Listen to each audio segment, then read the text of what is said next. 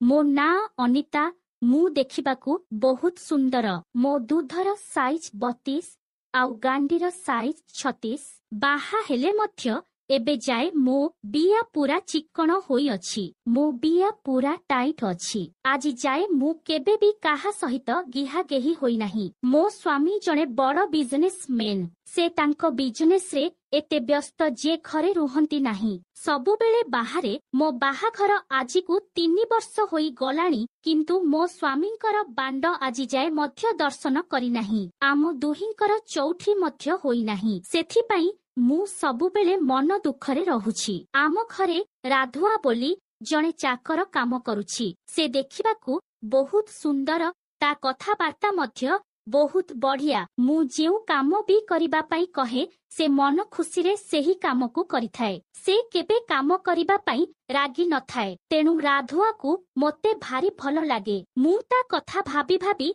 ताकू गेहिबा पई मन कली गोटिए दिन मो स्वामी तांको बिजनेस काम तरफरु अमेरिका जाइछंती से दिन घरे मु आउ चाकर राधुआ अछु मो मनरे राधुआ को गेहिबा पई बहुत मन बळिला से दिन राधुआ घर सफा करुथिबा समय रे खाली गामुछाटीए पिंधी घर सफा करुथिला ता देह को देखि मोते केमिति लागि गला मु मने मने भाबिली जे राधुआ सहित मु आजी जेमिति हेले गिहा गेही हेबी से दिन रातिरे राधुआ मते खाइबा पई डाकी आसिला मु ताकू कहिली राधुआ आजी मो देह टिके बहुत दरज हेउछि तमे तेल टिके मालिश करी देबो की से कहिला हम बाबुआणी मु निश्चय मालिश करी देबी तापरे से 10 मिनिट भितरे तेल मालिश करी आनिला समय रे मु मो साढ़ी आउ ब्राकू खोली नाइटीटीए पिंधिली भितरे किंतु चढ़ी मध्य पिंधि थिली मु पलंकरे सोईगली तापरे राधुआ 10 मिनिट परे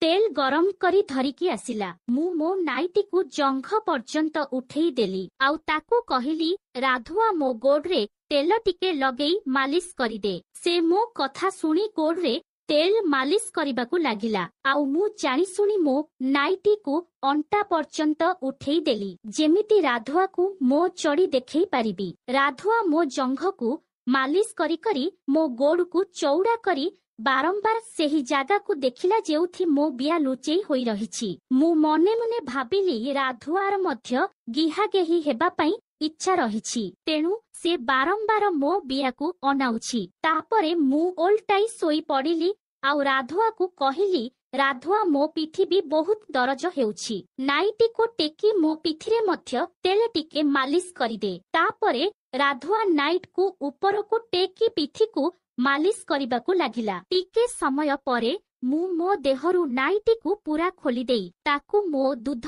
दुईटा को देखई देली आउ ताकू दूध को मालिश करबा पई कहिली से मोते लाजरे किछि कहिला नाही तापरे मु ताकू कहिली राधुआ तू लाज करे नाही घरे केही नाहंती तू मोते जेते पारुचु मन खुशी रे मोते गेही मो बिया को शांति करी दे तापरे मु ता हाथ को आनी मो दूध ऊपरे रखी देली आउ मालिश करबा पई कहिली से लाजरे मो दूध को मालिश करबाकू लागिला तापरे मु ताकू टाणी आनी ता ओठरे मो ओठ को मिसेई चुमा देबाकू लागिली आउ तार उठिथिबा बांड को गामुछा भितरु काढी हातरे धरी नेली आउ चुमा देई देई बांड को आउसिबाकू लागिली से उ हा होई मो दूध को चिपी चलिला धीरे धीरे राधुआर बांड फुलिबाकू लागिला आउ ता बांड मुंडी पूरा लाल होई गला मु ताकू पूरा लंगळा करिदेली मु मध्य पूरा संपूर्ण लंगळा होई गली आउ ता बांड को पाटीरे पुरेई चुचुमी चलिली राधुआर बांड बड़ थिबारु चुचुमिबाकू बहुत मजा लागुथिला आउ राधुआ धीरे धीरे पूरा उत्तेजित होई गला आउ मो पाटीरे बांड को पुरेई जोर रे धक्का मारी मारी गेहिबाकू लागिला मोते बांती लागिबारु मु बांड को पाटीरु काढी पकाइली तापरे से मो बियारे ता बांड को घसी घसी गोटे जोर रे धक्काटिए देला जे एका थरे अधा बांडबिया भितर को पूरा पसिगला मु जोर रे चिलेइबाकू लागिली आउ ता ओठ को मो ओठ मिसेई चुमा देबाकू लागिली मोते बहुत काटू थाए किंतु से मो कष्ट को न बुझी से सेमिति जोर जोर रे धक्का मारी गेही चालू थाए एहा मोर प्रथम गिहणा हेउथिबारु ମୋତେ ବହୁତ କଷ୍ଟ ହେଉଥିଲା, କିନ୍ତୁ ସେ ଜୋର ଜୋର କରି ସେମିତି ଗେହୁଥିଲା। ତାପରେ ସେ ମୋ ବିଆରେ ଖେଳି ଖେଳି ବିଆରେ ବାଣ୍ଡକୁ ଆସ୍ତେ ଆସ୍ତେ ପୂରେଇ ମଜା ନେଉଥାଏ। ସେତେବେଳକୁ ମୋ ଦେହ ଶୀତେଇ ଯାଉଥିଲା। ମୋ ବିଆ ସଲସଲ ହେବାକୁ ଲାଗିଲା। ତାପରେ ମୋ ବିଆରୁ ରସ ବୋହିବାକୁ ଲାଗିଲା।